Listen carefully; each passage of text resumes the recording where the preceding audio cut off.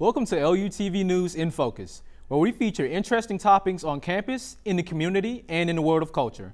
I am Derrick Thomas. Junior Carson Racich is the reigning 2019 Southland Conference Newcomer of the Year for women's golf. Prior to attending Lamar University, she attended Tennessee State, where she shot the second best round in TSU history with a low of 73 at the Town and Country Invitational. Carson is here to tell us about what led her to the sport of golf, the transition from TSU to Lamar, and how she plans to build on her success from the previous season. Carson, thank you for joining us. Thanks for having me. Okay, so you actually grew up in Illinois, correct? Correct. So close to Chicago, you got the Bears, the Cubs, Yes. the Bulls, the White Sox for some people, even the Chicago Sky, WNBA. So what led you to the sport of golf? Like, how did you fall in love with it? To be honest, it was just something that my grandpa got me involved with. He played when he was little, and then just kind of a game like with his buddies. And I saw a little bit of interest in it and wanted to do something over like the summer break, I guess you could say. And he decided to cut some clubs down for me out of his old ones and electrical tape them for the grips. And I just sat out in the front yard and hit shots around, and it kind of became a bonding thing. So now, because of that, me, my mom, my grandpa have a really good relationship. So like, was he like a pro golfer, collegiate? Like, how far did he go with his career? Just a Sunday hacker.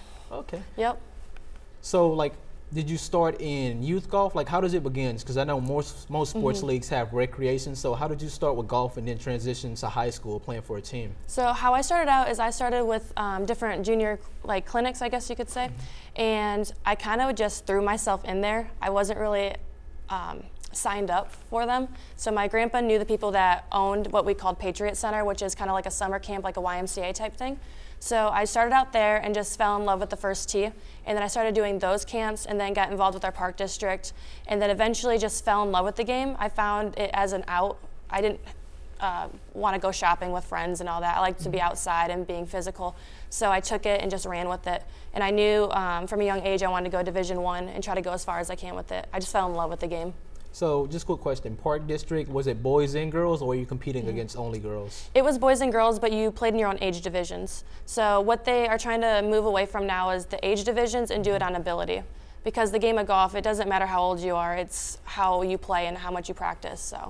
And so you ended up at Tennessee State University to begin your career, correct? Did you receive a scholarship? How did that whole process go, getting recruited in high school for golf? So I knew, like I said, I knew I wanted to go Division I, so I didn't really look at anything besides that. I sent out over 200, 300 emails. I mean, I just tried my luck with the top programs in the country to like the worst. And I ended up with a bunch of offers, but I knew I wanted to go someplace that if I were to get injured, that I could definitely have something to do and then be able to practice still. And then I wanted to go someplace south because living up north, I mean, we can't practice all year. We get maybe 2 months. So it's kind of like give or take, like, do you want to stay close to home, or if this is what you really want to do you go after it? So I decided to pick up everything and just go. I ended up getting an offer from Tennessee State. I loved the area. Nashville is just beautiful.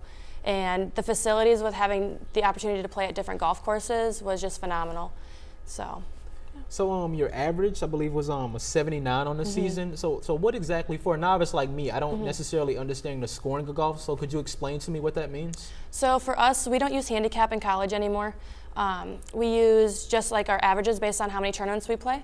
So we take our score from each tournament and then we divide it by how many rounds we play. And then one bad round can, I mean, jack up the average super high, and then a low round can move it a little bit. So you're really trying to shoot as many low rounds as possible, because average, that dictates if you can get into tournaments. So like they'll say you need like either a handicap of 12 or 9, or they'll say you need like a scoring average of 73 to get into tournaments. So it's really important for us to have that and to keep up with that. So if you don't take your average seriously, then, I mean, I don't think you're going to play in much. So speaking of low scoring rounds, you have the second lowest scored round in TSU history. Could you explain that to me? Like, what was the whole deal with that? It was really cool to hear that I got that. We were sitting in the clubhouse after the round, and we were just kind of looking back at the history records. And our media guy was like, "Do you know that you just shot the second lowest?" And I was like, "No, by how many?" He's like, "1." And I was like, that one putt out there, I could have, broken it, but it just kind of pushed me to work even harder because I knew I was sitting at that line.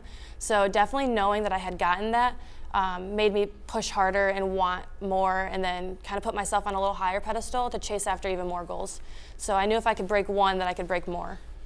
You know, I mean, obviously I feel like you've done better. You made the transition to Lamar University. Yes. What played into that decision? To be honest with you, I don't want to say necessarily happy where I was at, but I wanted to be pushed harder. So with the girls we had on our team, there wasn't a close enough scoring average. So I definitely want to be pushed with strict coaching, a lot more demand, and that's what I found at Lamar. And funny story, I actually looked at Lamar before I chose my first school. So Really? It's kind of funny how things come full circle and you end up back to one of your top choices. So that's pretty amazing. So Yes. you came to Lamar to challenge yourself, and then obviously you pushed yourself and you became the Southland Conference Yes. Newcomer of the Year. What played into that whole process? Like, did you expect it? Was it a goal, or did it just happen? Well, being at Tennessee State, being one of the top players in our I don't want to say conference, but like at our school, I didn't want to expect anything, but I definitely knew as a freshman coming in, I could definitely push limits.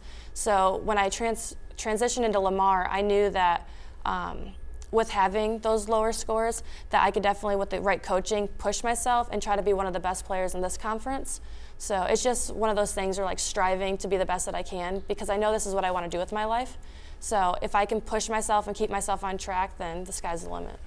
And after Southland Conference Newcomer of the Year, you hit another peak. You hit your first hole in Yes. one. So please just walk me through this amazing process, because I've only seen hole in ones on TV. So tell me about it. Well, I didn't even see it, to be honest with you. I hit the shot and it was tracking and I thought it looked good. And then it looked a little left, so I was like, there's no chance that's going in. To me, it looked long. I thought it went off the back, so I told myself easy up and down. And the Corpus Christi coach was like, that just fell. And I was looking at him like, wait, what? And he's like, no, that fell. And sure enough, when we walked up there, I was sitting in the bottom of the cup. And I had just told my coach prior to that, because I wasn't playing well, that I just wanted to par out from here, not knowing I was going to walk up to the next tee and hole it out. So just the adrenaline after that had the momentum to keep going through the round to finish out strong. So with this spring season, anything else you want to accomplish, anything you're looking forward to? I definitely want to win the individual title and the team title for conference. That's my top goal. I know as a team we can definitely all push ourselves, and we have the ability to do that. Everyone has their strengths. We just have to come together. And then individually, I just want to push myself because I know I have the game and I have the talent to do that. So that would definitely be icing on the cake if I could pull that off. Because NCAA's, the regionals and the championships are something that every college golfer wants to get to. Well, thank you for joining us, Carson. Thank you for having me. Thank you for watching LUTV News in Focus. To see more content from LUTV News, follow us on Twitter and like us on Facebook.